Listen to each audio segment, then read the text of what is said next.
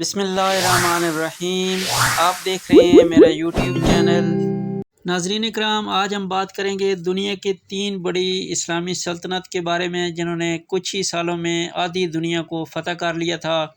پہلے نمبر پر آتی ہے خلافت راشدہ، جس کے پہلے خلیفہ حضرت ابوبکر صدیق رضی اللہ تعالیٰ عنہ تھے۔ خلافت راشدہ نے 30 سالوں تک حکومت کی۔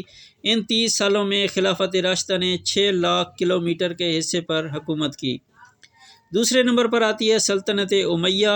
خلافت راشدہ کے بعد امیہ سلطنت آئی جس نے دنیا کا نقشہ ہی بدل ڈالا، اور یہ وہی سلطنت ہے جس میں 17 سال کے نوجوان محمد بن قاسم نے ہندوستان کو فتح کیا تھا، اور دوسری طرف طارق بن زیاد نے اسپین کو فتح کر کے امیہ سلطنت میں شامل کیا تھا، اور یہ سلطنت 90 سالوں تک قائم رہی۔ اور پہلے نمبر پر آتی ہے سلطنت عثمانیہ، جس کی بنیاد ارطغرل غازی کے بیٹے عثمان غازی نے رکھی تھی۔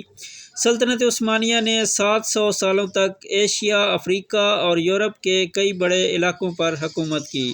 اس طرح کی مزید ویڈیو دیکھنے کے لیے آپ ہمارا چینل سبسکرائب کریں اور بیل آئیکن پریس کریں۔